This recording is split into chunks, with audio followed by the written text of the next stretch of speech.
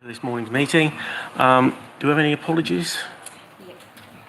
Yeah, we do actually. We have apology from Councillor Susan Lawn, from Keith Moore, and the Councillor Melanie Vigo de Galadora from Broads, but we have a substitute from Councillor Harry Blathwaite.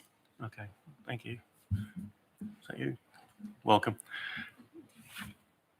It says introductions. I haven't got any introductions to make apart from hello everybody and welcome here to the meeting. We have the minutes and matters arising from the meeting of the 22nd. You should all have those minutes. I'll go through the minutes page by page. If anybody's got any comments to make or changes to make to the minutes, please just yell out. Page 1, page 2, page 3. Anybody got any matters arising from those minutes? No? I presume I can sign them off as a true and correct record then. Excellent, thank you. We have today Andrew Summers from Transport East. I know Andrew quite well now. I've met quite a few times. He's going to give us a little introduction as to what Transport East means for Norfolk specifically and what it means for your specific areas as well, as far as the different 7 districts is about. So I'll hand straight over to Andrew and let him get on with his presentation, which I presume is this. Everyone. Okay, good afternoon, everyone. Good to meet you all in person.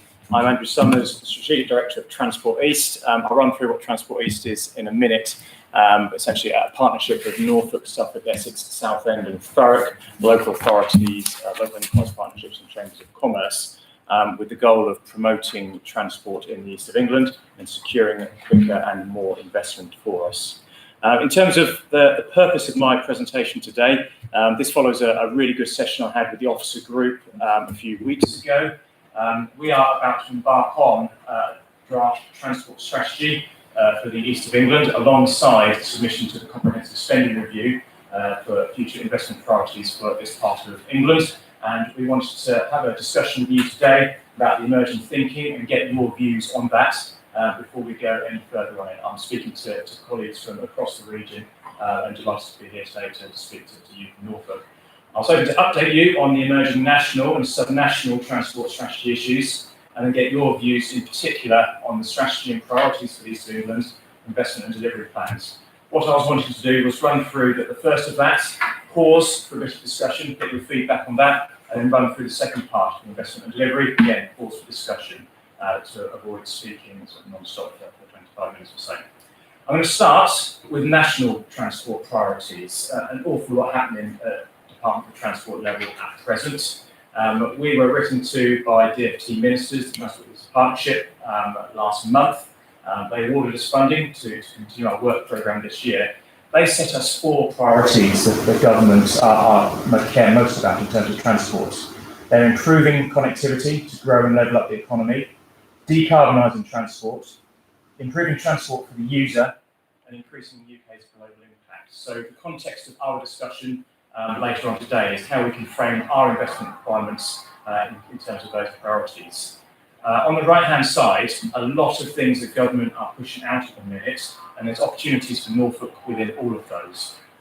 We've already had, over the last 18 months, the COVID emergency response, funding for local authorities through that. The National Infrastructure Strategy, published in October, the Great Yarmouth Third River Crossing was some of the good news that we had through that.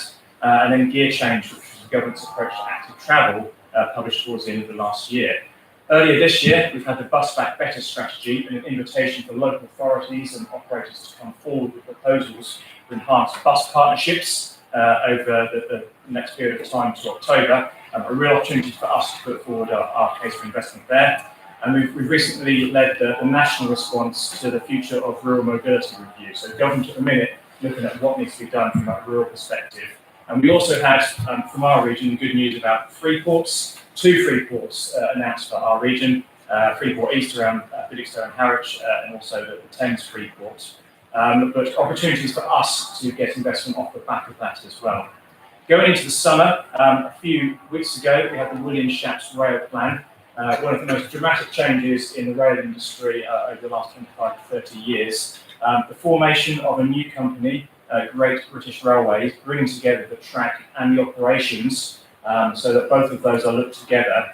And within that, opportunities for regional governance to help set the ambition for that. So there will be opportunities for Norfolk and others to influence the thinking around that.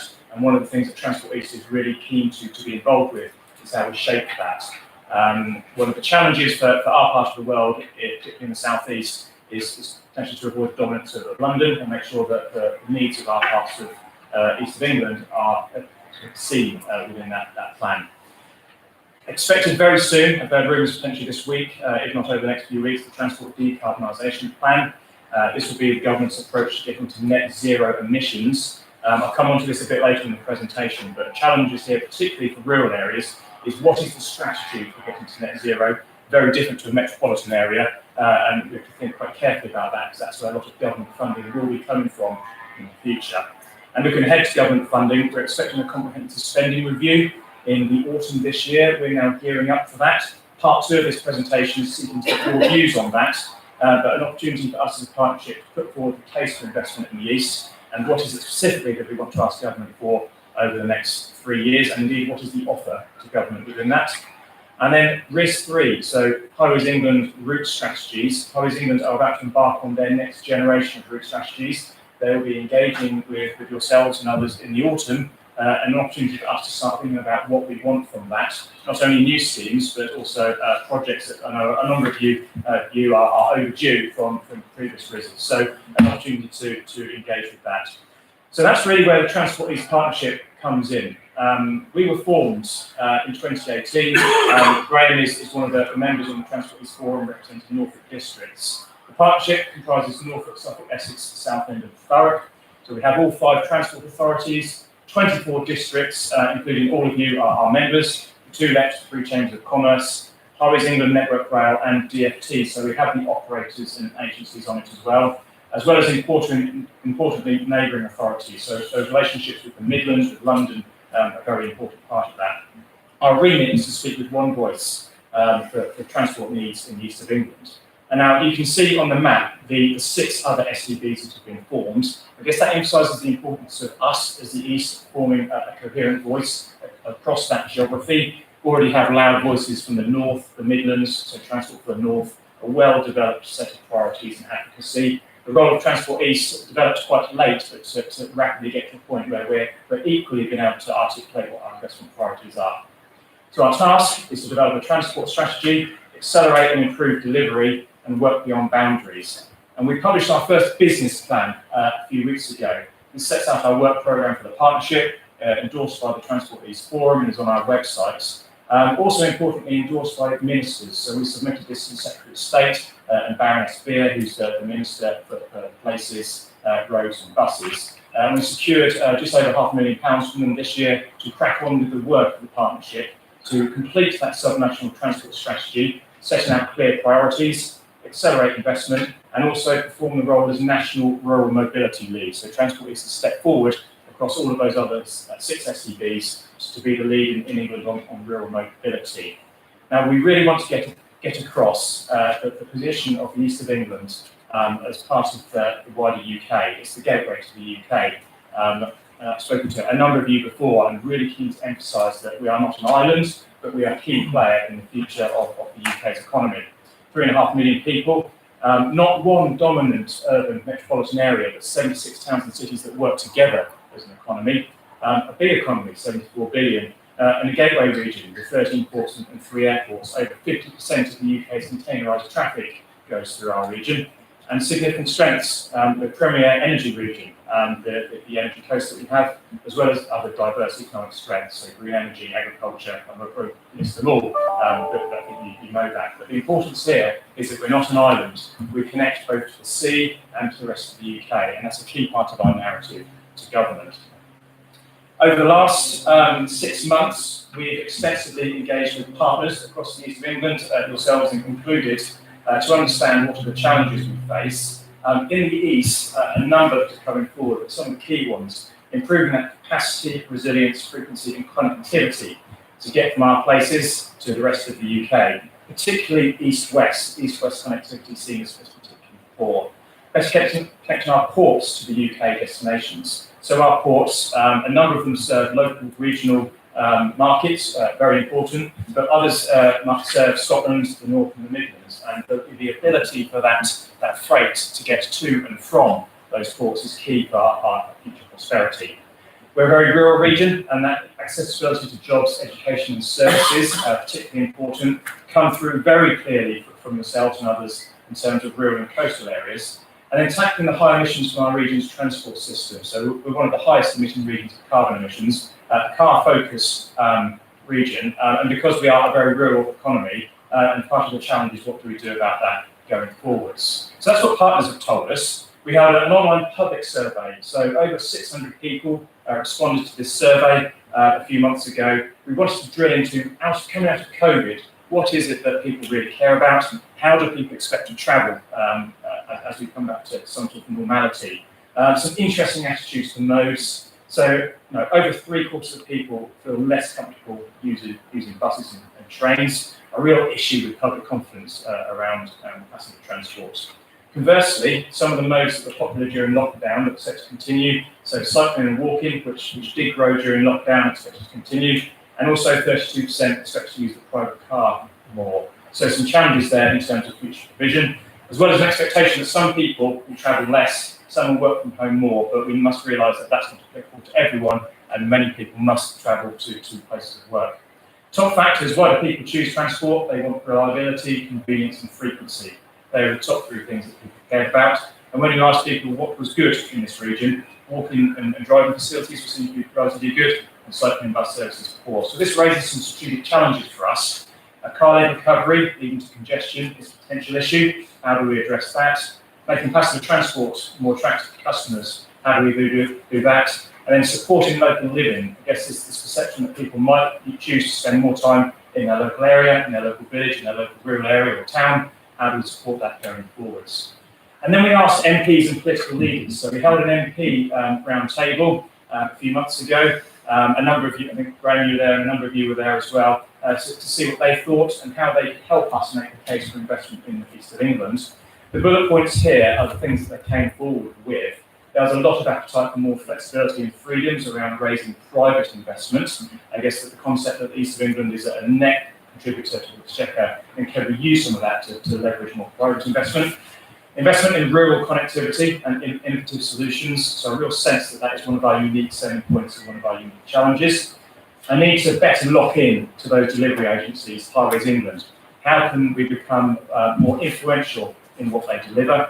And a much stronger narrative on the need for infrastructure related to growth. So a sense that we're taking a lot of the government's housing, a lot of development, and that needs to be replicated in terms of investment in the region. Rail came through strongly, so that connectivity east-west, as well as tackling decarbonisation. So that's a flavour of some of the conversations that we've had with yourselves, with partners, the public and MPs over the last few months. What are we doing about it? Well, firstly, the key ask is... Andrew, can I just interrupt you there just for 1 second? Because one of the main things that we did bring up at that MP's session was the case that Highways England seem to be a law unto themselves. We've had, since 2014, 5 schemes on the A47 ready to go. Money's been available, and they just haven't done it. So we did say to them, can we see Highways England having a little bit more responsibility, a little bit more, how can you put it, they've got to be accountable to somebody, and they don't seem to be accountable to anybody. And I think that was one of the main things that came out of that, was the need to get the MPs talking to government about Highways England, because we can do all this, but if they don't deliver, what's the point? Absolutely. Thank you, Andrew. And there's a key governance issue with that relationship. So in terms of what we're doing, what I'll do is run through the emerging transport strategy, which we're going to consult on publicly in September, and I'll pause for a break there and get your views on that, and then go into the investment. So basically, our task, our immediate priority, is to develop a transport strategy to 2050 to set out that case for investment in the east. Now, other regions have got a head start on this. The North, the Midlands, they've got this in already, and they're reaping their rewards. The clear message from Baroness Beer, then, who we've been working with to try to work out how we can get more investment in the east, is to be laser focused on 2 functions at the minute. Get that transport strategy in place, and then advise the Secretary of State on our transport priorities. And that's what we're looking to do over the next 6 months. We need that to tackle both local and national outcomes. So it's not a strategy for government, it's a strategy to articulate our needs as well as that. It needs to be based on evidence, but also informed by engagement with local authorities, businesses, a range of partners, hence the importance of sessions such as today. And we need to speak with a single voice, and DfT have been very clear on this. They get a lot of people coming to them from disparate parts of England. They want clear, single voice coming through to them. So what is our vision and our 4 priority goals? This is what the Transport East Forum have developed with the support of the officer teams and partners from across the region. So a thriving economy for the East, fast, reliable and resilient transport infrastructure with a future of inclusive and sustainable growth for decades to come. Now, 4 key themes within that have crystallised in terms of what is unique about the East of England and our challenges. So firstly, decarbonisation. Secondly, connecting our growing towns and cities, but in the way I described earlier, in that we've got over 70 towns and cities across the region. Thirdly, energised coastal and rural communities, which is quite unique compared to some of those other strategies that come across England. And then fourthly, unlocking global gateways. I'm just going to drill into those in a bit more detail and then break for a discussion. So in terms of decarbonisation, what's the challenge? Well, we published a report before Christmas. Transport is the largest contributor of CO2 in the East of England, 41% of all emissions. 96% of that comes from roads and higher than most other regions. We have an emerging draft target, which is broadly consistent with some of the other regions, to get to net zero transport by 2040. But our challenge here is to work out what is the approach for Norfolk, what is the approach for the East of England. Now, it might be the approach for Norfolk is slightly different to the wider approach for the East of England, and our job is to make sure that all of it adds up. Now, there's 4 broad solutions that have come through the technical work, and the challenge is what do you dial up and what do you dial down? So 1, low carbon planning and development, so putting your growth in places that is inherently sustainable to start with.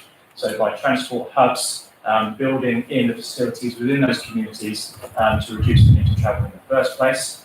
There's a whole area around replacing transport with digital. One of the aims is to get ultra-fast digital broadband to all of our residents. More challenging in rural areas, but actually that plays quite a significant part in terms of your transport strategy. Your third area is around mode shift to sustainable modes. Difficult to do in rural areas, urban areas potentially a bit more easy, not easy, but less challenging. So that is to active travel, to walking, cycling, and buses and passenger transport. And then your fourth area is that radical shift to alternative fuels. Quite open at the minute in discussions in terms of is it electricity, is it hydrogen, is it a mix of both, is it something else?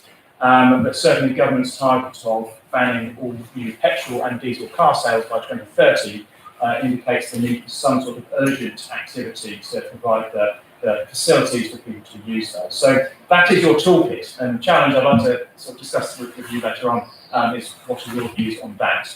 In terms of connecting growing towns and cities, so our second key area, the diagram on the right shows the importance of that connectivity.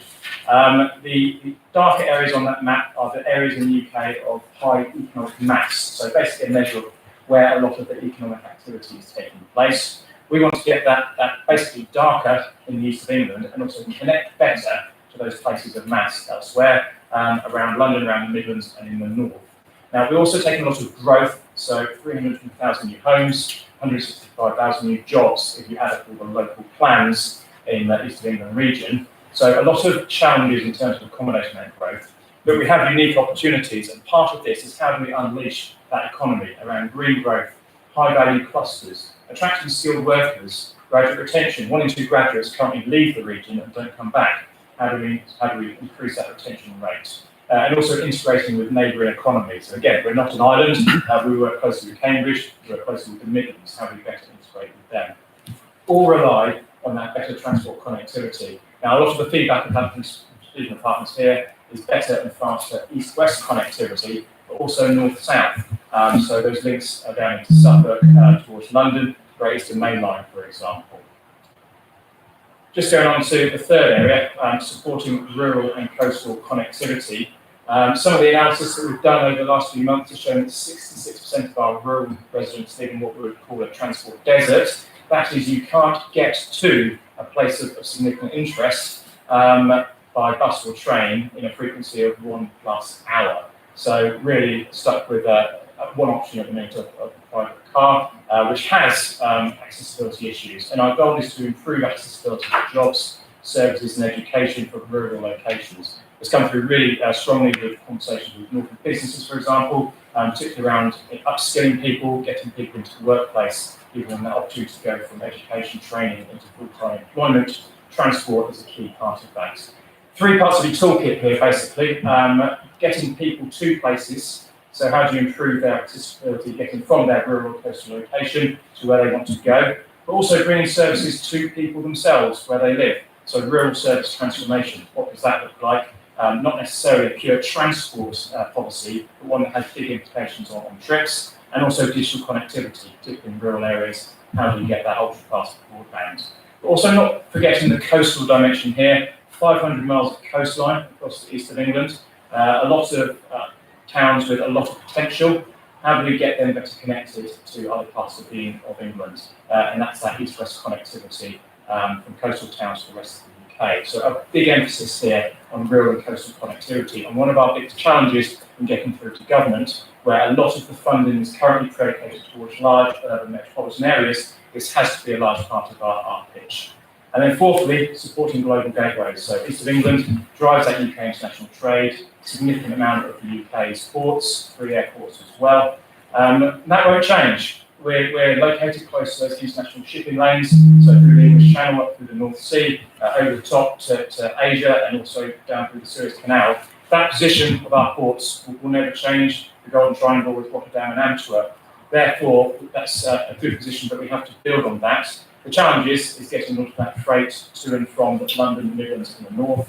And that's where shift from road to rail could come in. Things such as Ely Junction are particularly important in unblocking some of that route. And so good news recently in terms of getting the 2 new free ports and using that as a springboard for more government investment in global gateways. So we're really looking here in terms of our toolkit, our strategic approach, fast and reliable connectivity to UK markets, mode shift where possible to rail, but recognising that won't always be possible, particularly for regional ports, and helping ports and airports decarbonise. There's a wider piece of work called Jet Zero, currently being undertaken by the aviation industry and the UK government to reduce carbon emissions from aviation, and I think we're really behind that. So in terms of timetable completion of the strategy, we've done a lot of work already. So up to May, we've developed a technical evidence base which is underpinned what I've just told you. We're now going through this pre-consultation engagement with partners to get your views on this. In autumn, we're going to go out to public consultations, so all of your organisations invited to respond formally to that draft strategy alongside the investment plan and sustainability appraisal. And then we're looking for a target of early 2022 to publish it, endorse it and submit to the Secretary of State. Once the Secretary of State has endorsed that, they then pay due regard to that strategy in all future investment decisions. Other SCBs have got this in place, and hence it's what's our priority to get this done. So I'm going to pause there because I've talked quite a lot. The second part is going to get into detail on schemes, but I've just got some questions for a conversation and any points that you want to raise at this point. Really understand what your strategic priorities are within that context, so decarbonisation, rural and coastal communities, connecting those growing towns and cities, supporting growth, unlocking international gateways or any other. So Chair, I'm just going to pause there to give people an opportunity to come in and then I can go through the second half. Okay, I'd just like to point out that as a rural Norfolk, if we're going to do things as have been described of what we've just been looking at, there's an awful lot of work to do around putting electricity points in rural areas. That's not going to work, so that's going to be something else. And if you're thinking about decarbonising aeroplanes and boats, then ships, that's going to be a bigger project than what we're going to be talking about. Anybody have any questions for Andrew or respond? I'm sorry, I don't know any of your names, so I'm just going to point. Okay. Hello there. I just wondered, the question about unlocking the sort of freight routes by moving to rail, was there any studies or data on that to see what effect it has? Yeah. Would you be able to share? I can share afterwards, yeah. Network have done a lot. Yeah, I'd be interested to see what effect that is likely to have or what would need to be done to make that effective. Yeah. That's really interesting, actually, because we did have the Ely Junction nearly paid for at one point, and then they pulled the funding again and then want to do a further. And I think it went up from something like 22 million to, what is it now, 800 million? I don't know. Something stupid. 800 million, is it? Yeah. So again, it's one of those things where we looked at things years ago, and now the price has gone way up. And the same thing is happening with the A47 as well. Without having it totally dual from one end to the other, then all of what this is talking about today is a bit farcical, because we haven't got a major route out of Norfolk or into Norfolk. So it's got connectivity. It's about the connectivity, but it's about decarbonisation as well. If you're not stuck in a traffic jam, then you're using less carbon. You are actually travelling. Brian. Yeah, thanks, Graham. Rural communities that are currently not served by any form of public transport whatsoever, save for the expense of calling a taxi, which is basically a car doing two journeys where you only do one. I mean, the people that live in those communities are dependent on the individual private car, like van or whatever. And on that basis, I think any study needs to establish what can break that cycle. Bearing in mind that the government's sort of striving for people to move towards electrification of vehicles. The cost of the cheapest electric vehicle at the moment is around the £25,000 mark. If you're currently living in fuel poverty in a rural location, you have to run family cars because there is no alternative. Forcing people away from petrol and diesel for decarbonisation is not going to be easy. And you can easily say, well, it's okay. Those folk that live in those areas ought to be living in towns where there's a bus going by every 5 or 10 minutes. The reality is that they often live in rural areas because of rural employment, but also because it is actually often cheaper than living in town on the sort of face of it. And I think so. That's one thing that I think really has got to be addressed in Norfolk. And there are many villages and hamlets that have got no public transport at all. But the other side of that, you didn't mention anything within your, and I mean transport obviously is, when you're considering walking and cycling, is generally considered to be shorter journeys. And there's no mention of things such as e-scooters and that kind of technology that's emerging. I think it will be, once they become legalised, will become a favoured mode of transport for people within urban areas, but not much good going down country lanes and things on them. Thanks, Brian. I think that's really important as well. Most of our country lanes, 6,000 miles of them, a lot of them are one car or one way. So getting somebody on a bike or on a walk is dangerous on country lanes. I think that's something that we really need to point out. I think the other thing we need to point out as well is Norfolk is power poor. We are a county that does not have enough electricity, so that when we do get businesses wanting to come to us, they haven't got the power supply that they need to run those businesses, so they go somewhere else. And we're trying very hard to not have these offshore wind farms direct the electricity straight through to the Midlands. We'd like to retain some in Norfolk so that we can actually use it, especially around the, what's that racetrack area, just Snetterton, that's it. Yeah, they're particularly poor in electricity around there, but they've got such great ambition to do something with that area. But so the point I'm trying to make is, if we're power short now, and in 8 years' time we all turn over to electric cars, then we're going to be really power short.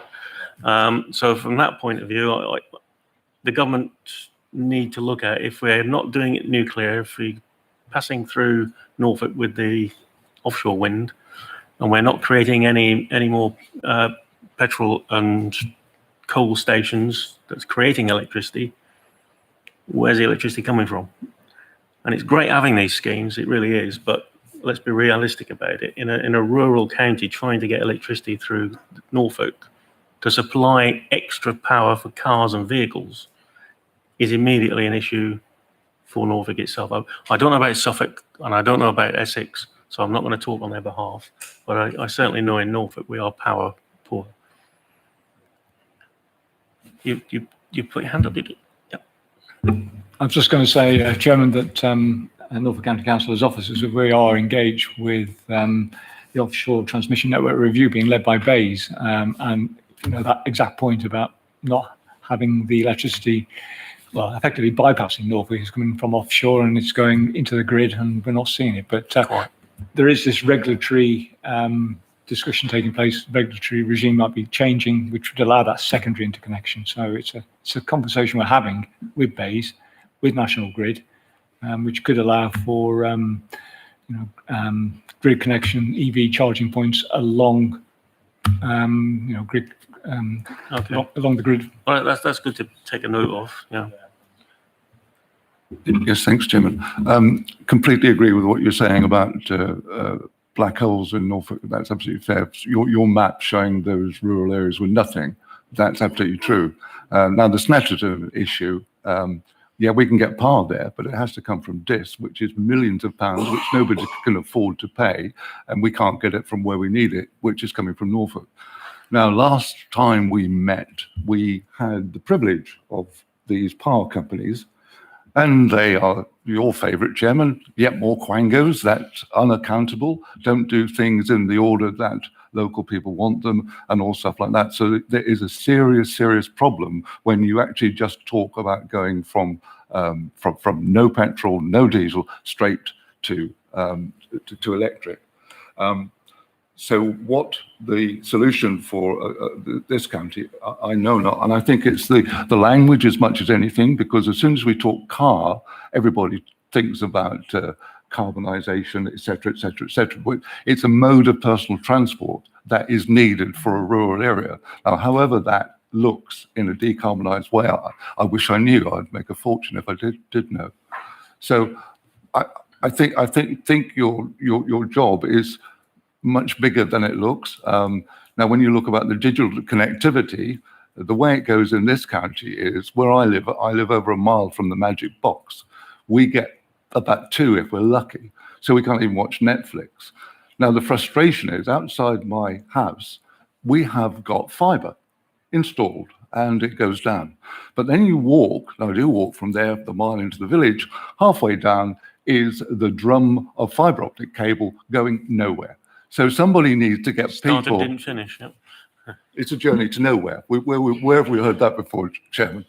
It started in Yarmouth. Virgin was going to do the entire urban area of Great Yarmouth. They started and finished within 6 months and didn't complete at all. So, yeah, promises started, but they didn't continue. Councillor Stannard. So we do need help from organisations such as yourself to actually keep the pressure on central government, because you're going to have the ear more than we are. So yes, please, that's what we need, is for you to be lobbying on all of those things. And Steve will know that for what you're doing, there's going to be far more talk than walk, in my humble opinion. Thank you, Chairman. No, that's fair enough. I think that's a fair comment. And I think this going to zero, it may have to be modified to, we might get near to zero, but if you can't in a rural area plug in an electric car or use an electric vehicle or whatever, then that net zero is not possible.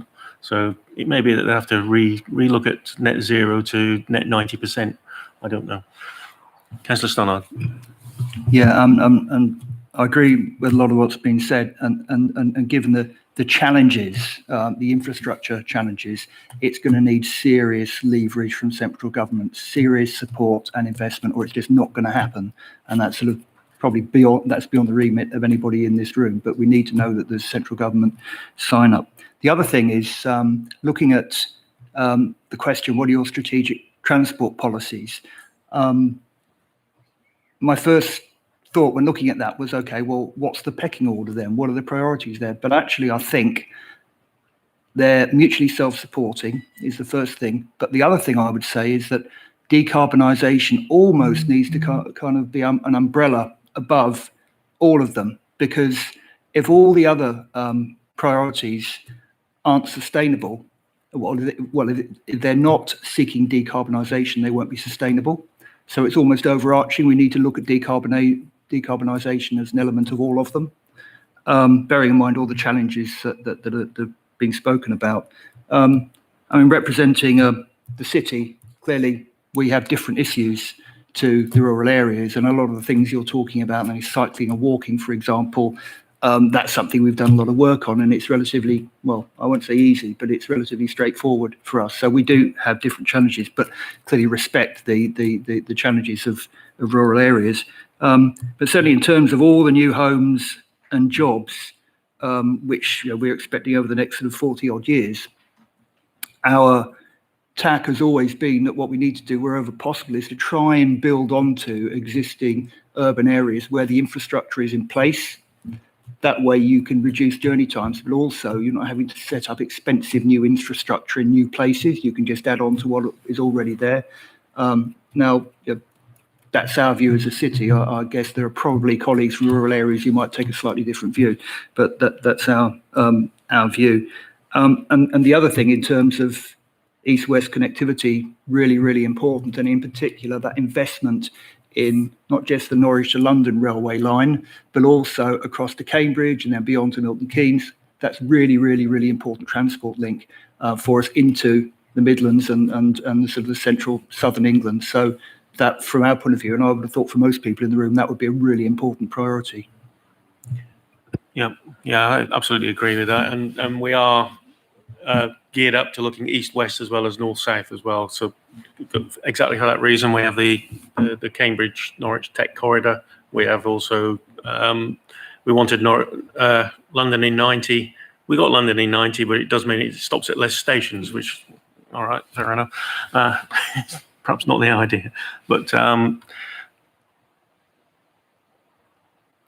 idea of Yarmouth, I'm from Yarmouth, and we're a long town. We're not a cluster. We're a long town. So cycling from one end to the other is 9 miles. You're not going to do it. So from that point of view, again, Yarmouth is a different thing to Norwich, and as it is to King's Lynn, as it is to probably everybody's towns. We've all got our own individual different issues and problems that we need to resolve. But this is how we resolve it. This is how we get together to work out how we get the money into the region to try and resolve these issues. Otherwise, we're just floundering around in an emptiness. And you're dead right. This has to come from government, and the only way we get it from government is by putting these strategies together and saying this is what we want as a region. That gentleman there, and then Brian. Yeah. Hi, Richard Blunt from Northwest Norfolk. I like what you said, but unfortunately, that's a different issue in the cities. It's the rural areas. We have over 100 villages that we have to service across the whole of one of the biggest boroughs in the UK. The real problem is we need investment, because we can't.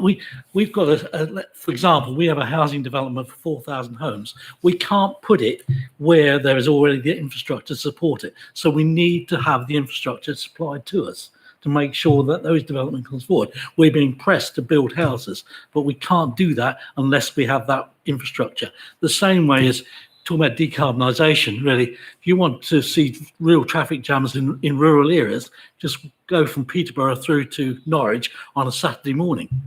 You'll stop at every roundabout for 10, 15 minutes.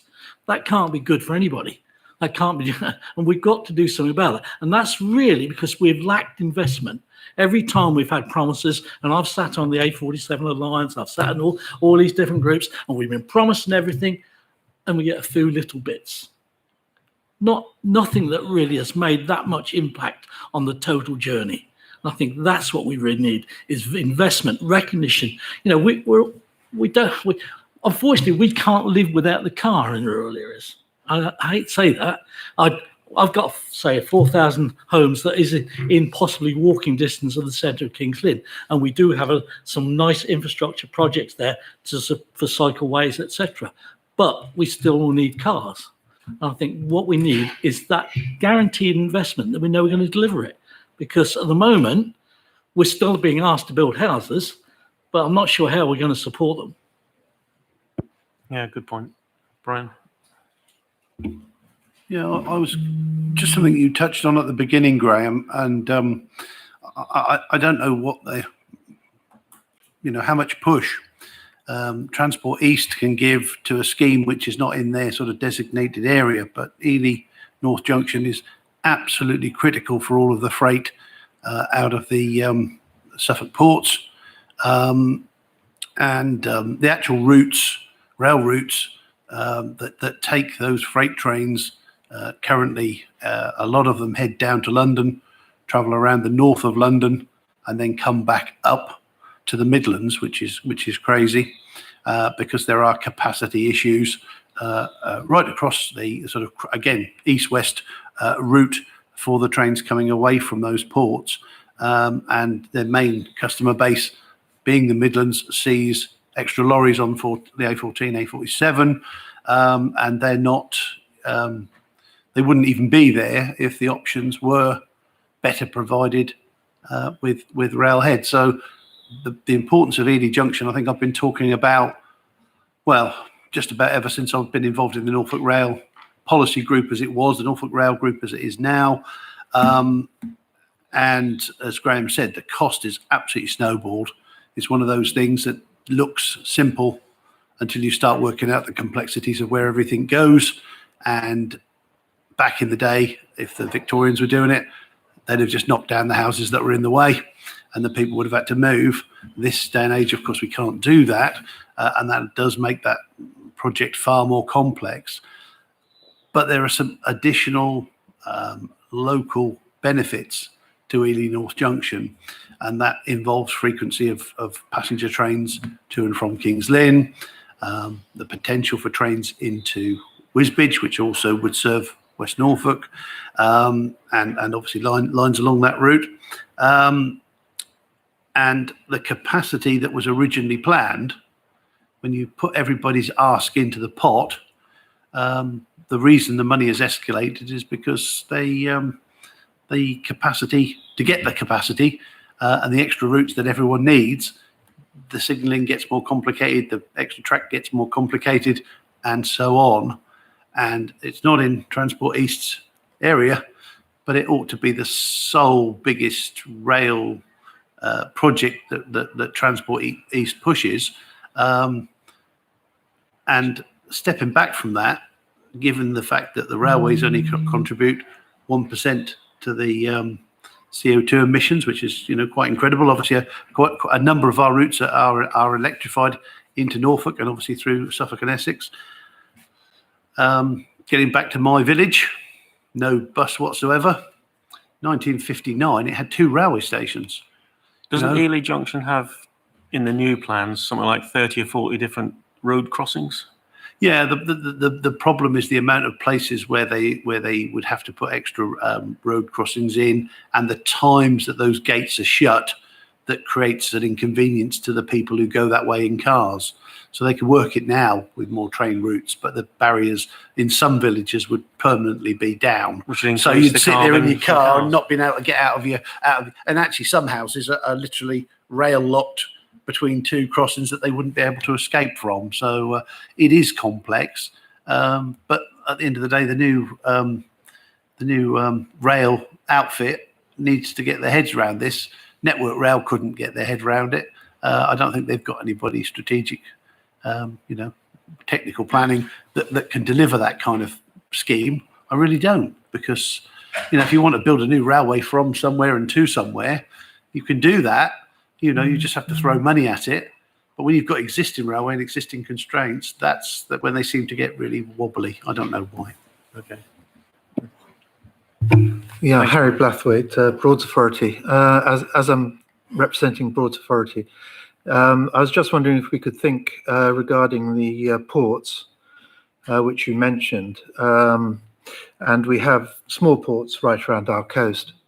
And for north-south transport of freight, if we thought inside the box, in this case a container, could we look at transporting freight that are arriving at these megaports, north and south, by sea? Thank you. We've definitely thought about that. the concept of short sea shipping as well. That's definitely been part of the evidence base. So I can share some information on that if you're interested, but definitely part of the thinking. Yeah, not only that, but there's very few deep water ports that can take container freight. So again, it's balancing capacity against need. Hello, John. See you sneaking at the back there. How you doing? Do you want to come and take your seat, or are you? Okay, no problem. I saw a hand go up. Thank you, Chair. Hi, Andrew. I'm Jon Jones. I'm Head of Environment at Norfolk County Council. My day job gets me increasingly involved with gear change and active travel. So a couple of observations and then a question about strategy.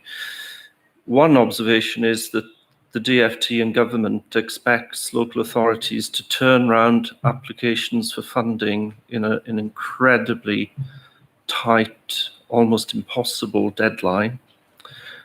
Secondly, there's such a strong focus on metropolitan coming from the DFT that even when you put a lot of effort into trying to put these bids together quickly, and I think provide quite a compelling case for investment, the message tends to be, well, we prefer to invest in metropolitan places because the cost-benefit calculation that they choose to use doesn't support rural-type projects.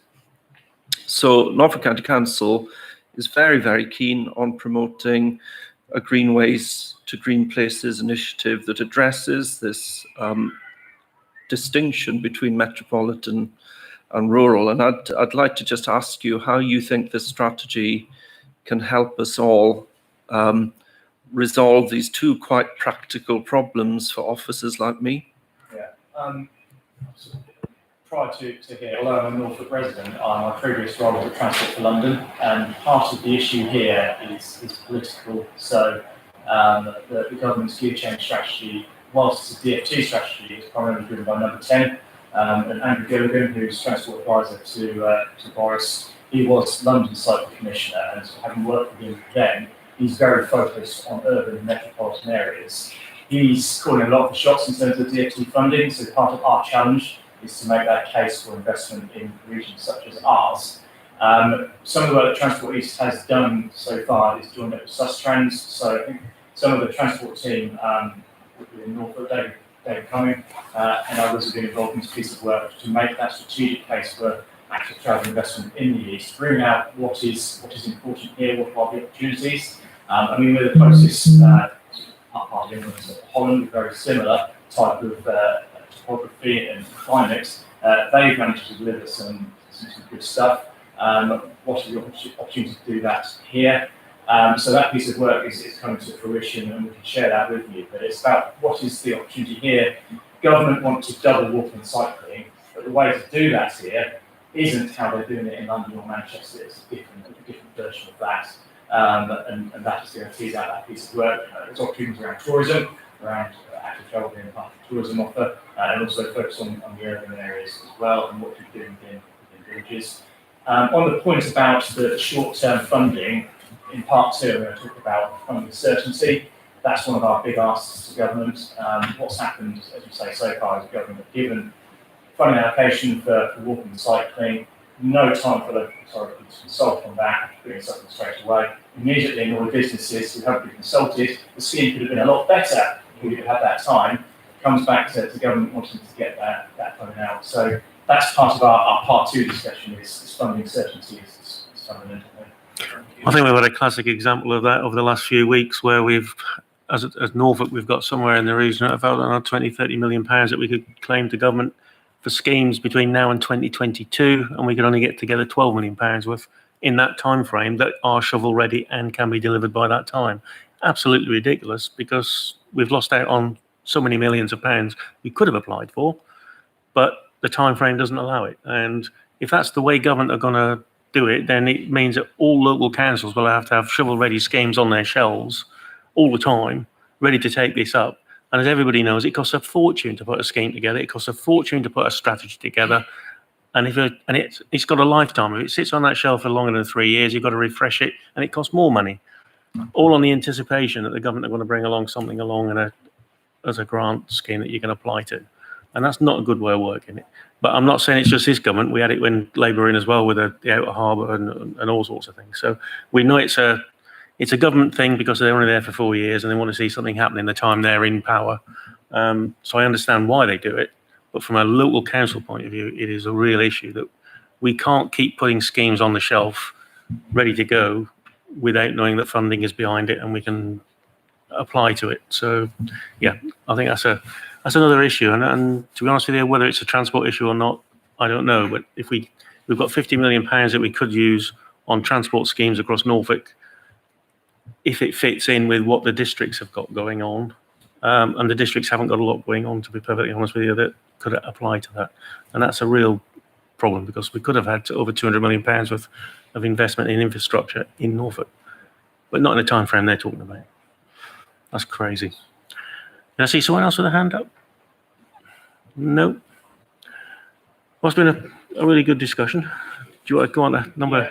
So this will be a bit quicker. So this is part 2, basically our investment planning. So we've talked about the strategy. The task for us as a partnership is the comprehensive spending review coming up, and we're meeting next week as the Transport East Forum to discuss what our submission could start to look like, and good to get your views on that. And I think we've already talked about some of this already. Alongside the strategy, we'll be producing an investment and delivery plan. This will set out investment priorities, short-term target with the CSR. We want to start to develop a pipeline approach. So like Graham was talking about, what have we got for immediate delivery? But then what can we do to ask for government support to start to develop those business cases for acceleration and start to bring those future ideas to fruition? So those current concept stage, how do we rapidly get them through a pipeline? The issue at the minute, as Graham said, is resource to do that, incredibly intensive. Can I just ask a question just on that pipeline idea? Because the A47 Alliance has always worked just on the A47 to improve that. We're now the Transport East, so government will be listening to Transport East rather than a body like the A47 Alliance.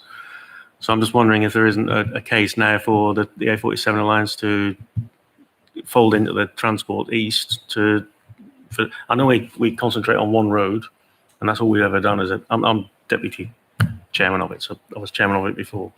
But it just seemed to me that if we're going to go down this investment and delivery plan, that we need to prioritise what it is we are asking for as a county.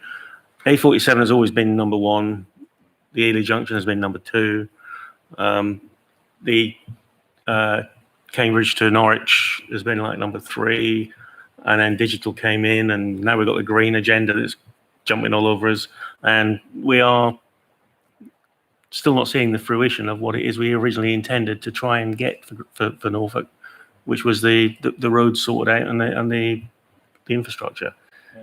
We've got some, and we could have £300 million worth of it on 5 schemes across the A47 if I was England to get the finger out. But that's all in RIS 2. We're now on RIS 3, and we wanted more. And we are not seeing, how can I put it, any real push to get the A47 on the next RIS to make sure that we get a pipeline of development across that particular road, because it is the spinal column that runs through Norfolk, which everybody could feed into and out of for everything we've tried for the last 20 years, 30 years. I'll just get more frustrated about it. But looking at what you just put up on there, I'm just wondering whether there's a further conversation to be had with the A47 Alliance about how we work more closely to get this done. Because I don't want to be, I hate wasted effort. And if you've got two bodies doing the same thing, it just seems ridiculous to me. Brian, you didn't want to come in? Graham, you've lived it for a long while. I've had very little involvement with the A47 Alliance, but would you lose the ability to separately lobby if it was folded into Transport East? Who'd be listening if they're not listening? Down with Transport East's other priorities. Who would be listening if they're going to turn around and say, well, Transport East is what we're looking at now, not the A47 Alliance, and it is a lobbying body, but it's done well in the past, but we didn't have this in the past. And it may well be that, I mean, are you going to be a lobbying body as well? Is it part of this lobbying, or is it just putting schemes into government? So DFT have told us, don't lobby us with the money we've given you, but the reality is we advise them on priorities strongly. And so, we've got MPs that you at the meeting with. That's right, yeah. And ultimately, the money that we get from DFT, the strategy and technical work, the money that the local partnership, it's up to us what we do with it, and that's the work that we're doing with MPs to get advocacy. I'll tell you why I'm asking, and I'm sorry, everybody, just indulge me a minute here. Many years ago, down in Westminster with Network Rail and with other MPs regarding the A47, we were told at that time the only way the West got the rail they got the roads they got, is because a group of MPs got together, went and lobbied the Secretary of State, gave them a hard time, didn't let up, and just to give them a bit of peace of mind, they threw money at it and they got a railway and they got whatever they wanted. And the chief of the railway said, that's the only way you're going to do it. He said, we haven't got it in our forward plan to do anything in Norfolk, anything in from the east. We haven't got it.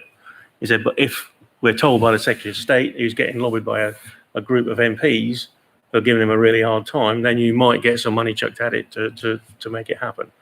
And that's what I've worked on now for 10 years, is getting a group of people together with voices, MPs and the businesses, to try and shout at the government to say, we need it in the east. And this is one way of getting it. That's why I support it. But there's still the lobbying element of who's got the loudest voice and who doesn't want to be pestered. And if you have both, even better. Yeah, absolutely. Yeah. Okay, so going back so this is our plan basically, our pipeline for the east. The bullet point at the bottom is important. So locking in future highways and Network Rail and Great British Railways when it forms programmes.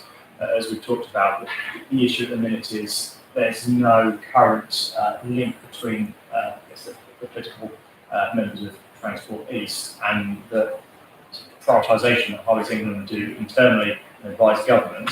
And our task here is to break that link, make sure that future investment plans from those delivery agencies flow from the strategy. That is what we put in our business plan, and that's our goal and before we've been doing that. In terms of presenting priorities to government, this is the emerging plan. We talked this through with MPs and the forum.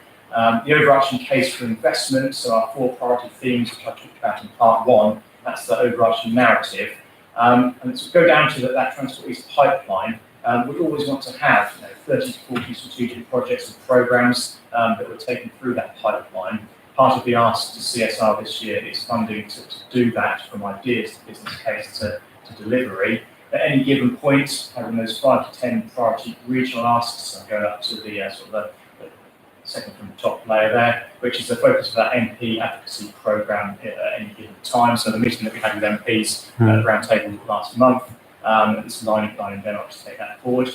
But also, it's not just money, it's also legislation and powers we want to try and influence. So the bottom tier there is what new powers, legislation, retrunking, for example, changes in the way that government appraise things to better favour our part of England, all things we want to change. We're talking about active travel just now. The way the government appraised that is favours metropolitan areas currently. How do we change the way that the Green Book appraises things in favour of rural outcomes, for example? So not only investment, but legislation and powers is really important. So going on to what are those emerging strategic delivery priorities, and I think within this, hopefully covered most of the things that you raised within your questions earlier on. These are the emerging priorities. So in that decarbonisation theme, that electric and hydrogen infrastructure revolution, I take the point about the power network, so I'll add that in because that's fundamental. Enabling walking, cycling, buses tailored to urban and rural areas, I think that puts up the point there, and there's more detailed work. In terms of growing towns and cities, East-West Rail to Cambridge and Oxford and beyond, fundamental for our connectivity. And Great Eastern Main Line to London, still not every train is 90 minutes, but a need for that faster connectivity. And then the reliability and resilience of the main road network, A47 has come through clearly from this group already. A11, and a number of other priorities on the major road network as well, which Transport East has already supported to government. Energising rural and coastal communities. I've got some good ideas from you earlier on. High quality digital connectivity as well as service provision. I think the point that a lot of you have made is that the car is still required in rural areas. It's come across clearly, and what's the solution around decarbonising that? And then unlocking international gateways. We haven't talked about Norwich Airport and Stansted Airport so far, but how do we support sustainable access to those? And then shifting freight from road to rail, absolutely, Ed Junction. We've already advocated to Treasury.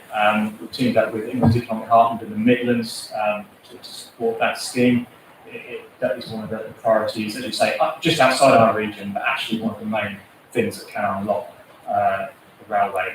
So we're fundamentally support that. Can I just ask you then, Andrew, as a strategy, shouldn't we be trying to change the criteria of what government look at when they do appoint or give out grants? Because if they're just focusing on London and all the metropolitan areas, shouldn't we therefore, as a strategy, be looking at trying to change criteria for making it more rural?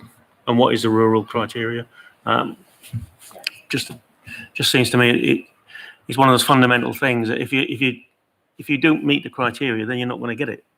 So let's look at the criteria. Why aren't we getting it? Yeah, the way the government changed things, phrase things, is set up through the Green Book. It's changes to that.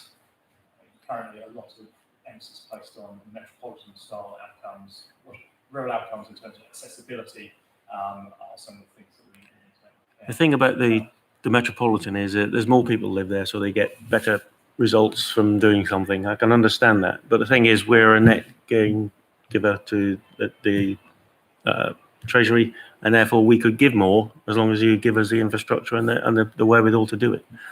Brian? Just thinking on your connecting growing towns and cities with the rail aspect, is there anything within your strategies for reintroduction of rail line, either previously closed or new rail line? Because speed, frequency, connectivity, capacity is all about the existing. But you said earlier about the importance of how carbon less the mode of transport is that is rail. And therefore introduction of new routes, additional stations, I suppose, adds to capacity and attractiveness to people. But also frequency, knocking a minute or two off is fine in terms of speed, but actually having to wait for a connection to get across to the Midlands or up to the north at somewhere like Ely. When you just pull in, and as you pull into Ely station, you just watch as the train that you would have caught pulling out and heading off to wherever it's going. You've then got perhaps an hour or more wait. And that sort of, when you start factoring in those sort of connections and things, the attractiveness of sitting in the car and not having to change trains, stand on the coal platform, etc., becomes more and more strong. So egress to and from Norfolk, stuff up in presumably so Essex, out to wherever people want to go. We need that added to the strategy. There is opportunity at the minute to put that forward. So Network Rail have a Revitalising Your Railways programme where they are actually looking for reopening lines and candidates. Now, at the minute, there's not many coming forward from the east. There's a few in Norfolk. There was a few. There's 4 or 5 that I know of. Yeah. So, there's an opportunity here then. But I suppose it's one of those things that unless it sits within the overall strategic document, which is your document, any bid further down the food chain that says we're trying to achieve this in that locality, the first thing government would say is, does it sit within the Transport East strategy? No, it doesn't. It's not specifically mentioned at all. So straight away, it's off the radar. The thing is, this strategy is for the east of England, so it's got Suffolk in there, and it's also got Essex in there. So I don't think it's got Cambridge. I think it's just us in it: Norfolk, Suffolk, and Essex. So from that point of view, I think in this kind of document that could be put in. Yeah. Should we pick that up? I think Yeah, I think so. I think that there is a rail action group, also that I think Brian's on it. I'm not sure, but there's a rail group in Norfolk that are looking at the old lines and seeing how they can reopen them. And it's really picking up pace at the moment. So I think that'd be a good idea to look at that. I don't know who's the chair of it, Brian. I haven't got a clue. I'm not directly involved with the sort of group that's working on reintroduction of lines, but they do occasionally report it. But David Cummings would be the person at Norfolk. Yeah, David would know. Yeah, you're right. Yeah. Best advice. But I think looking across the region, if it's going to be part of a bigger strategy, then we need to understand it from also the other regions. You can't just be Norfolk saying we want something different to the other ones. If the other ones have got something similar, it needs to be an overall strategy, doesn't it? Yeah. And I know Essex certainly do. So there's a package here we can use together. Yeah. Okay. Thank you, Chair. Yeah, just following on that theme, railways and visitors, because visitors for parts of Norfolk, obviously North Norfolk, tourism industry. It used to be, again, you used to see adverts, go on holiday by train. Nowadays, you see queues up the A140 coming to Cromer and probably half-empty trains. So there is just part of that strategy is even just encouraging people towards it and making it affordable, usable. I mean, we've got more facilities for bikes on there now as well. So there's more to the strategy, and then just the big stuff is actually using what we've got as well, I think. But I think there's a good thing to use with the railways and opening up lines to open up those areas. So I remember Great Yarmouth being packed with people turning up on the train, Golden Rail, 90 quid, a week's accommodation and bed and breakfast, I think it was. But once you're there, you have to go and use the facilities that are in the town. So all the restaurants were full and all the theatres were full and et cetera, et cetera. When Golden Rail went, everybody started turning up in cars and going to the holiday parks. So now they have all inclusive. So by 6 o'clock, the town empties while everybody goes for munchies, and there's nobody left to fill the restaurants and the theatres because the camps put on excellent shows.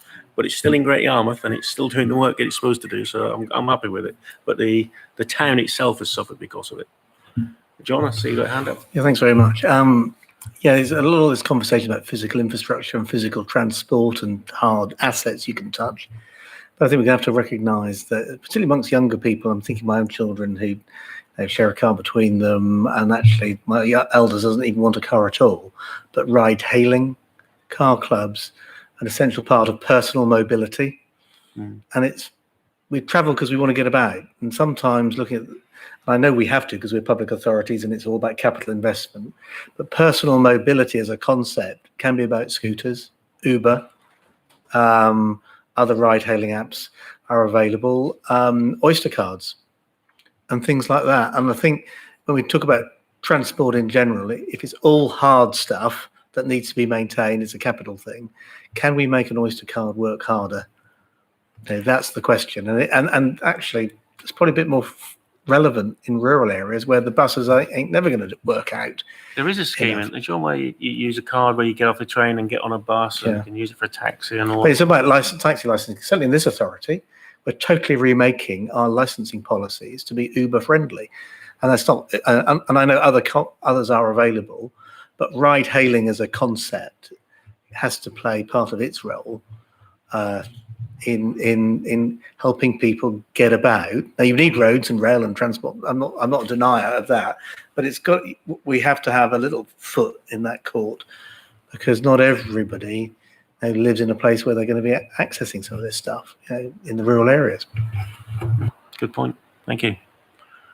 Not seeing anybody else's hand up, so if you want to continue, Andrew. Just a couple more slides and then final discussion. So alongside the investment, we've talked already about better ways to deliver transport. Part of this is going to be asking to reduce the complexity of transport funding. I think we've talked about that. Also the certainty, giving regional political leaders greater say on delivery priorities. I guess that's part of the Transport East Forum, who oversees the work of the strategies. So Graham and other political leaders across the East are members of that. They are the decision makers.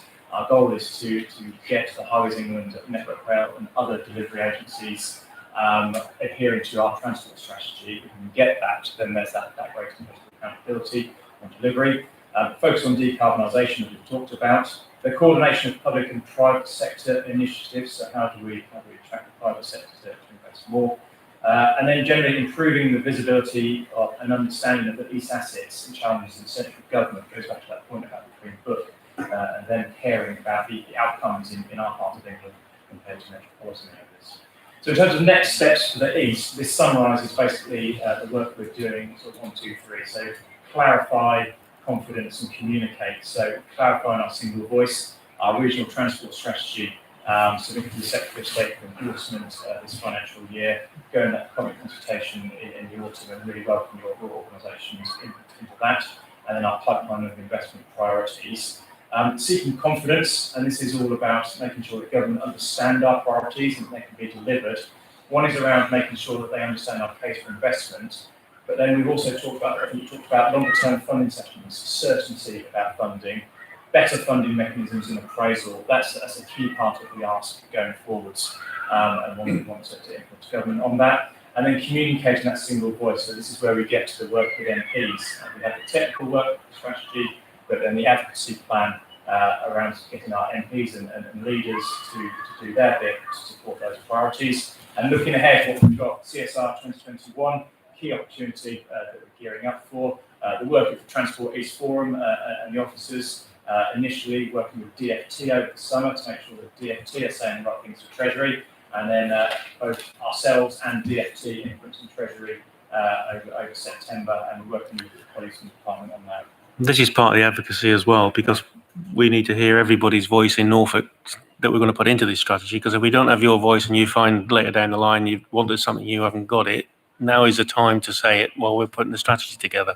So it's really important that if you have got issues within your particular areas that you want in the strategy, send them on to Andrew, who can look at them and see if they can be put in the strategy, and that can then be agreed in this kind of forum that is in the strategy, and we're all working together to make sure everybody in their particular areas get what they want, because I think that's the important thing about it. Is we are Norfolk, we're 7 different districts plus a city, and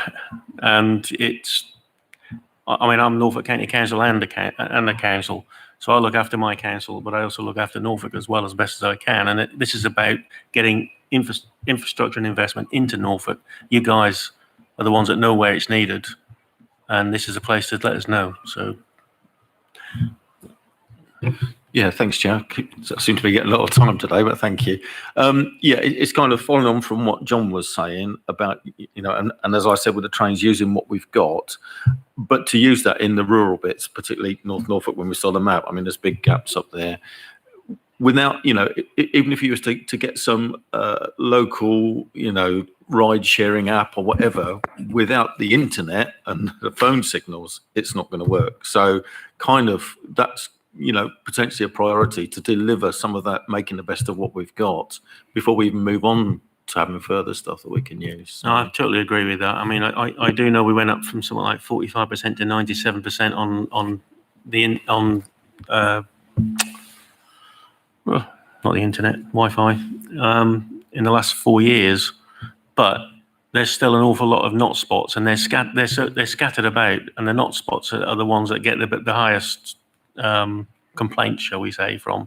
So, and it's perfectly understandable, but it's just not financially viable for an individual company to do it. So it's working together with other companies to try and get that investment in as a joint effort. Yeah, I mean, I have to use 4G where I live. The phone lines are just, forget it. It's just nothing. Yeah, well, that's ridiculous in this day and age, isn't it? Yeah, it's just, you just wouldn't get it. So. But you wouldn't get it in London, would you?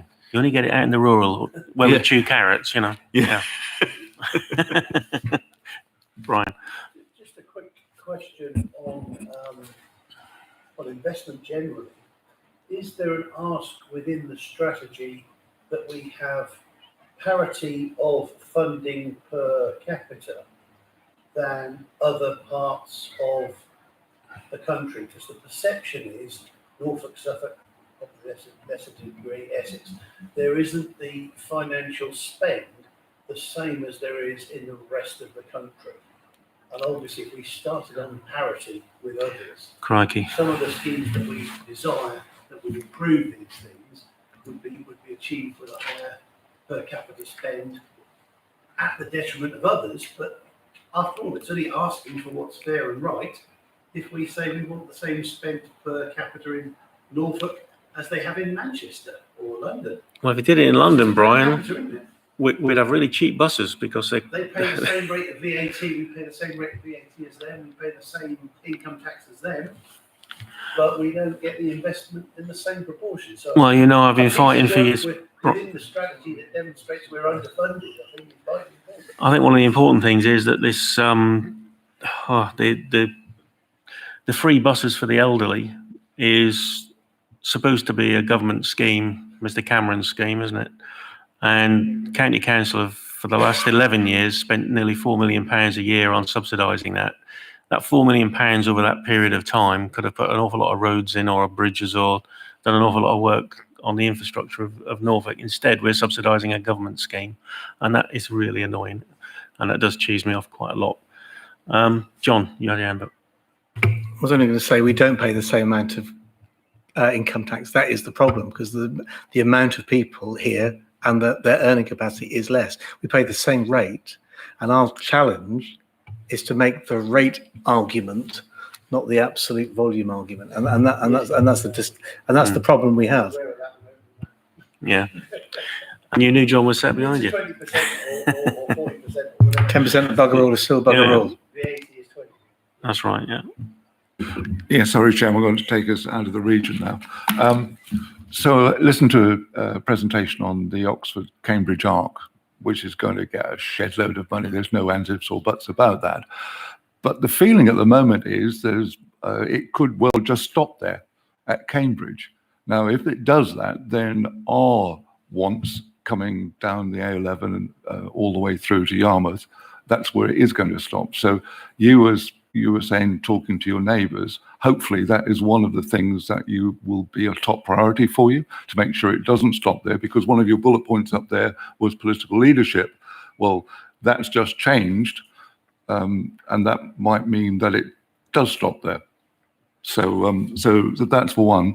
A47, hopefully you've got all of the information which Steve and Graham have all pulled together, such that there are some really compelling financial arguments, which takes it all the way from Peterborough all the way through to Yarmouth, and that is the shortest route you can get to Holland.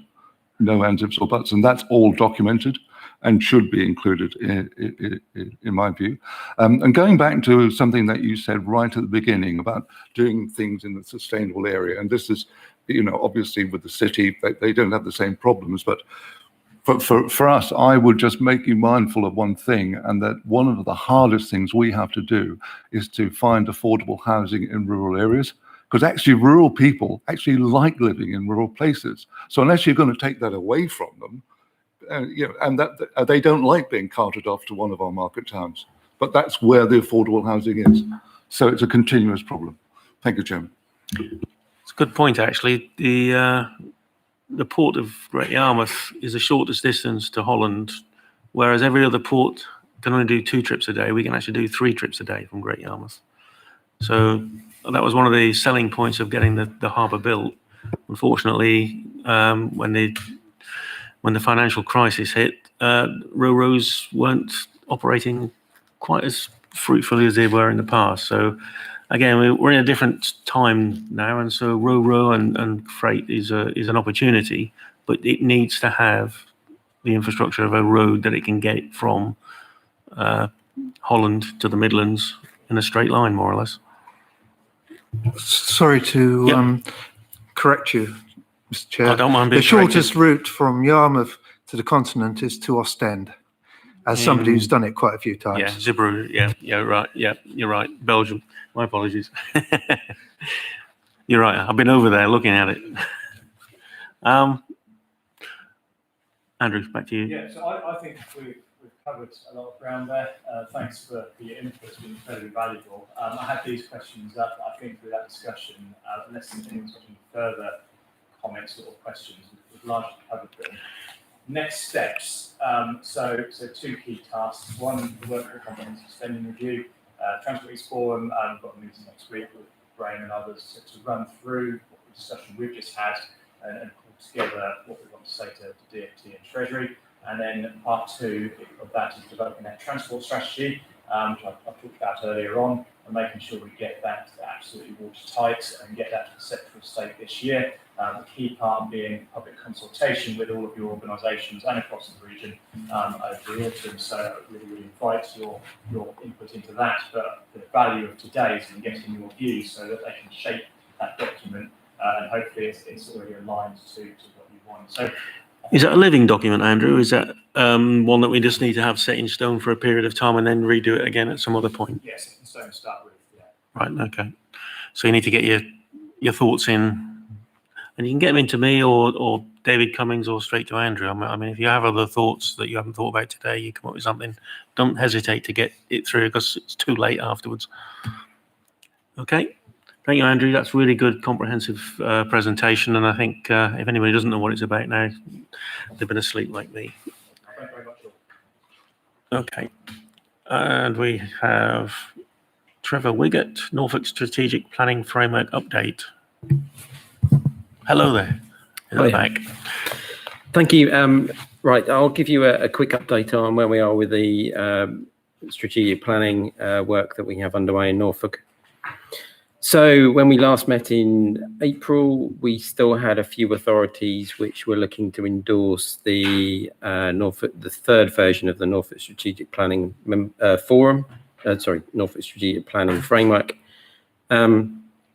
That cycle has now been complete and all authorities have now endorsed that document. So that document's now in place for any local plans coming forward in the next year or so. So it's likely to be used for the Greater Norwich local plan and Kingston as well. So that document's all in place and that will help support the duty to cooperate and working with your neighbours' requirements as part of the local plan inspection process. We have a couple of pieces of work which are outstanding from the programme to update the document. We are still currently trying to finalise the elderly persons accommodation needs study that we are undertaking at the moment with the help of a consultant called Three Dragons. So we're in the process of still reviewing that document with officers. We'd hope to present that to this member forum, but we'll have to move that now until October. So hopefully we'll be able to present it to you in October in terms of its key findings. What we plan to do at that forum is invite someone from the county council along to give an overview of how that fits into the work that the county council are doing in terms of their strategies for elderly accommodation needs.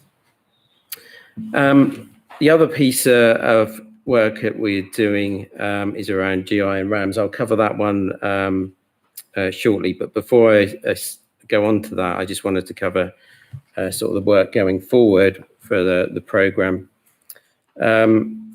Obviously, there'll be some work that we'll need to complete off the GI and RAMS study, but we're also looking at the moment to try and establish some ideas around what we can take forward at a county-wide level around the design code that we've talked about previously. There's obviously lots of emphasis from central government around local design codes. And we still feel that there's an opportunity to consider some elements which we can take forward at a county-wide basis to prevent the need for all districts to have to deliver 8 design codes themselves. So we're setting up some initial work with officers to establish what potentially that could look like, and hopefully we can also report that back at the October member forum as well. So just finally covering the outstanding work around the green infrastructure and recreational impact and avoidance and mitigation strategy. We had a workshop, which you may remember, back on the 11th of May, and we discussed a potential way forward with that. Since that meeting, we've been trying to agree some wording in terms of the work that's required to take this forward. Obviously, there's some considerations that we need to take into account here. The Greater Norwich local plan is looking to submit quite soon, as well as others as well. So there's proposals to get in place a statement of common ground with Natural England to try and cover a sort of intermediate position whilst we further that work. I think we're in the position where we haven't quite got that agreed and in place at the moment. So we're not able to fully report a final position on that. But the key steps in terms of taking this work forward are to establish a county-wide position that we have agreement on, and then we will look to complete that additional work, particularly around things like governance, getting a more in-depth mitigation package, and making sure that we are clear as a county on our position to take that forward. That's very much is an update on where we are. I'm happy to take any questions if there are any around that work. Okay, the Greater Norwich local plan, the statement of common ground, is the issue between the partners, or just that they haven't really looked at the area and come up with the position? The issue is around how they feel around the report that we produced. So we presented, I think we presented the first draft back in January this year of the GI-RAM study. There's obviously some concerns around the content of that and how it's taken forward. So we need, obviously, from a local plan perspective, Greater Norwich need to have some clarity about how that's going to be taken forward. They completed a habitats regulation assessment, which highlighted the work of the GI-RAMs. So it's important that from a local plan perspective, they understand how they plan to take that forward. And obviously that needs to fit in with the rest of the county because it's a county-wide study. Okay, thank you. I see John's got his hand up. I think he's the chair of that, are you, John? Yeah, what I'd say is that we've done a piece of work, and the piece of work's in two parts. By far the most voluminous part is uncontroversial. It lays out, that there are 40 habitat sites in Norfolk, where the visitor pressure comes from, where the additional pressure from housing comes from. It's a reasonable piece of work. It makes the point that, that by and large, the pressures on each of these 40 sites comes from new households that are formed, probably within about 25 miles of the new houses being existed. It's difficult to argue with any of that. The second part, though, is an action plan, and the action plan, frankly, is as bad as useful as a bag of spanners. It's just not. Well, first of all, there's no assessment as to how we're going to apportion this money, where we're going to apportion money, what success looks like. When a load of people come together and all want dibs of the 8 million quid, which will be released over 17 million quid, how we're going to govern that, how we're going to accept and score bids and so forth. So I would characterise the action plan that Natural England have come up with more as a wish list than an action plan. And as far as I'm concerned, the acid test is, if I am a developer wanting to develop in a place in Norfolk, how can I be absolutely sure that my development is going to, what impact it's going to have on each of the 40 sites? And if so, what is the apportionment, and how can I be sure that my mitigation is made? And equally, as authorities, we have the statutory responsibility to take into account the 40 sites and how we're going to do that. And the action plan fails miserably in that regard. Having said that, so I'm quite pleased that there is now an agreement, I am told, that recognising these governance and apportionment and sort of, dare I say, sort of dealing out issues, how we're going to come to accommodation on these. There's a commitment to sort of reviewing this within 15 months from all parties, including Natural England, and we can go forward on that basis. So what I would characterise as a wish list is probably good enough for the next 15 months while we start to draw together, build a war chest at £183.17, whatever the sum is, and after 18 months we'll then have a new plan, which we're all committed to look at, that actually hits the right targets and actually makes sensible apportionments between revenue and capital. Because let's not forget, when we looked at this in May at the workshop, it became abundantly clear that Kings Lynn and Great Yarmouth have completely different approaches to revenue and capital. And if we're going to have a Norfolk-wide system, we've got to resolve that tension at least.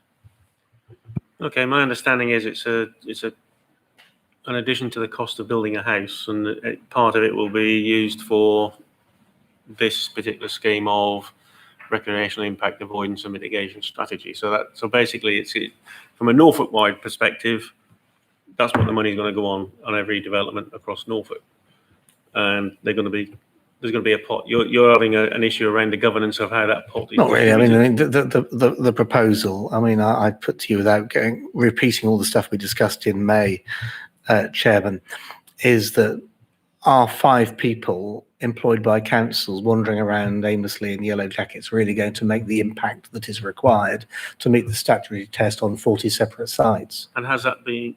You put that in May. Has there been further conversations about it? And the conversations are, I think the shortcomings are recognised, not least there are no targets or governance or whatever. And the partners, as I understand, are now committed within 15 months to bringing one forward. So that's good. So we will address it. They have not been addressed yet. But in the meantime, we've got a green light to start scooping up the £183.17 per new dwelling house. So that when the time comes after 15 months, we'll have a much better idea of what, and more importantly, where and on and how to spend this money on. Okay, so it's also the plan of how we spend it across Norfolk to mitigate the problems that we have across Norfolk. Monitoring and targets and success factors, all of which should be there and aren't and need to be. Okay. It's public money. Okay. Brian? Yeah, I don't know how much Richard has previously said about this. I mean, we've been operating the scheme light touch scheme, which has met the criteria with inspectors. It was an arbitrary sum on each house. I know there's a calculated 180, whatever it is, pounds now, which I'm sure developers aren't going to like, but it's £183 on a house. It's not a huge additional cost burden. But the distribution of that money has also been done on a sort of light touch basis and utilised actually the very people and organisations that deal with the visitor pressure on the locations, that we're talking about. And I think we need to be minded of that in creating a Norfolk-wide scheme, that we don't inadvertently end up with something that we spend most of the £183 on the administration and, not on the actually delivering to mitigate the problems at the sites where the problems are. That was achieved with the West Norfolk's £50 a house habitat mitigation fund. The distribution of it has been administered actually through the Norfolk Coast AONB. Other bodies that are, looking after various areas and different aspects have bid into that process within West Norfolk, and they've had the distribution of money out from it to schemes on the ground, be it barriers to keep people away from where they don't trample through the birds' nests or whatever it might be. So it can be done on a light touch, low administration way, and you multiply that up times 7 or 8, it needn't be, the creation of a behemoth that gobbles up the costs. Okay, good point. Yeah, I can understand where John's coming from. I understand the fact that we need some real discussions on the governance, but actually I feel there's opportunity for both schemes. I think there's a need for both a revenue approach and possibly a capital approach. And I do think the more light touch we can make it, the more we're going to deliver. But I'm more concerned about, we've got a mitigation package as well that's been defined in the original documents that Natural England actually supported. Greater Norwich, Kingsland and West Norfolk will be submitting their plan next year for inspection. We need this sorting out and we're having to be very careful, because what we don't want is to have our local plan thrown out because we don't have a solution to this. Yeah, okay. I'll come back to the officer. Are these conversations ongoing in the various districts, and are we looking any closer to where we? I think Paul would like to sort of say where Greater Norwich currently is. Thank you, Trevor. Yeah, thank you, Mr. Chairman. I think in terms of the discussions that are ongoing, what we've done, as alluded to, is seek to agree a statement of common ground with Natural England, and that is substantially there. There's been some revisions in recent days, albeit nothing that I suspect will cause an issue with Natural England. And that includes identifying a number of areas of work that we agree with them need to be covered, and a lot of those have been addressed today. I think in terms of perhaps picking up other members and other districts' concerns going forward, we have circulated a draft form of that statement of common ground to authorities today. I think what might be potentially beneficial for this forum to consider is whether they're happy to consider those for other Norfolk authorities to come back and say whether they're also comfortable with that route going forward as expressed in the statement of common ground. Hopefully it will be. And that could form the basis, as indicated in the papers, of a Norfolk-wide agreement. If the members of this forum are happy to do so, that can be done by return and then taken back to individual authorities for ratification in due course. Ultimately, this is a decision-making body, and it would need to go back to individual authorities anyway. And that could, I think, with a fair wind, mean we can get a clear direction resolved in the fairly near future to give those authorities comfort. I think the best we can do from this forum is to recommend that the statement of common ground is taken to the various councils and that they study it and respond as quickly as possible. I don't think we have the authority here to do anything more than that.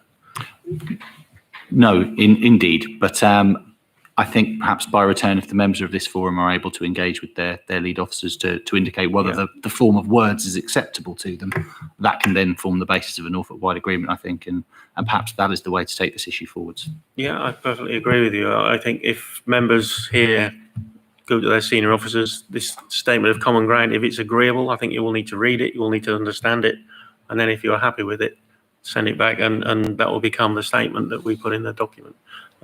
If there's additions to go in it, John, if there's changes that's needed or you think is needed, that needs to go back as well, so that that can be considered not just by the officers, but it then has to go back around everybody to see what the difference is.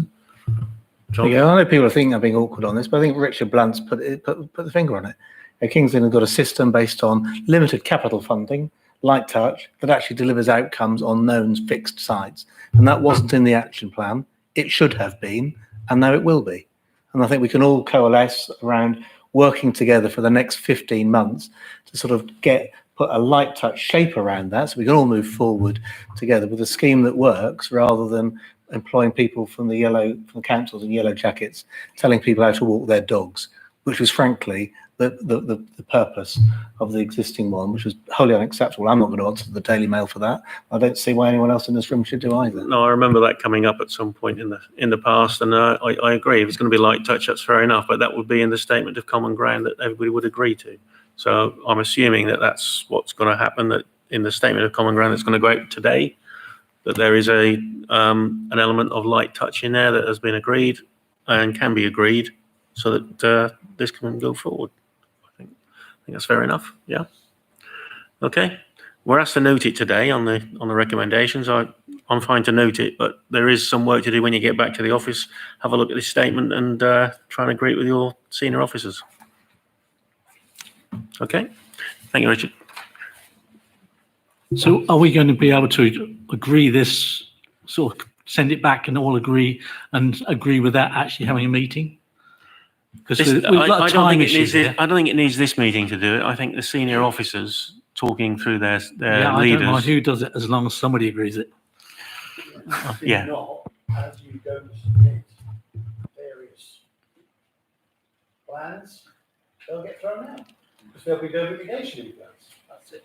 Yeah. We can't rely on our old scheme because it was okay for a light touch to get it started and it's demonstrated that it can deliver on the ground. But, what's the point in us raising some money if our people who, like in West Norfolk, and I wear a West Norfolk hat as well as a Norfolk County hat, if someone builds a new house in Burnham and then goes and tramples all over the nesting birds just over the border in North Norfolk, let's say, that's you've got to look at a Norfolk-wide approach and look at the habitats that need protecting from mankind, and we need funds to do that. So it's got to be something that ticks the box for everybody. And what I'm reading and what I'm hearing today is that there has been a lot of talk about this. There is some agreement, and it needs to go back to each individual council for it to become a statement of common ground across the Norfolk strategic framework, strategic planning work. So from that point of view, you're going to need it for your plans anyway, for your individual districts. So it's got to be signed up to. But make sure you're signing up to something that you agree to. I think reading it and making sure that's what you want to do, that's fair enough. I think that's what Jon's done. I know he has. He's torn it apart and put it back together again, and that's what Jon does. But I think but with an outcome that works, Chairman. Sorry? But with an outcome that works. Well, I haven't read it. I won't be reading it. It'll be Carl Smith will be reading it because I'm the deputy leader. So from that point of view, I would advise all leaders to read it along with their senior officers and make sure it's something you can agree to go into the plan because you need it. Okay. I think that's where we are with it. Moving on. Let's have a look. Thank you for that, Trevor. Neighbouring counties update. That's you. Yeah, sorry. Cameron Close, Senior Planning Officer from Suffolk, has given us his apology. So I'm just reading on the update that's given to me on his behalf. So Ipswich local plan is currently undergoing examination. The next step for Ipswich is to publish the main modification for consultation. Though dates for this has not been determined yet. The Baber and Mid Suffolk joint local plan examination hearings have been postponed until September. The hybrid in-person and virtual hearing format is not working properly, with virtual attendees experiencing technical issues, which prevent them from participating fully. So the format of the hearing are being reconsidered. East Suffolk are implementing their local plan, continuing to work on a series of supplementary planning documents. And there is no significant updates from West Suffolk. They're continuing to gather evidence to prepare a preferred option draft for next year. That's all from Suffolk. Okay. Thank you very much. Any comments? Not seeing any. Moving on. We then lost it now. Go away. I'm just going to ask a question, Graham. This is my first one of these in a very long while. Do we get updates through from Cambridgeshire and Lincolnshire? We have tried. They're a little bit passive in the engagement, but we're continuing to try. But we do have a good working relationship with Suffolk. I was speaking to the leader of Fenn and I'll chew him up and ask for the one from South Holland. I'll leave that up to Jon because he knows it better. Okay, moving on. 6 is a local plan update, and it says all. Now then, what does that mean? Oh, it's just you can either take the papers as read, or maybe the individual officers from each authority can give a quick verbal update on local plan and neighbourhood plan update. Okay, so looking at the summary of made and emerging neighbourhood plans that we were sent through on the documents there, we have a list of who's what, where and when. Does anybody have any comments from their particular areas they want to bring up? It all seems pretty straightforward on the paperwork. So that has been viewed. We also have any other business, date for the next forum. I have any other business unless anybody else has. Date for the next forum? Yeah, so the date of the next forum will be scheduled some point in October, hopefully in the council chamber in County Council. So I will canvass the date. Okay. Well, thank you, everybody. Been an interesting hour and a half. Have a safe journey back. Thank you.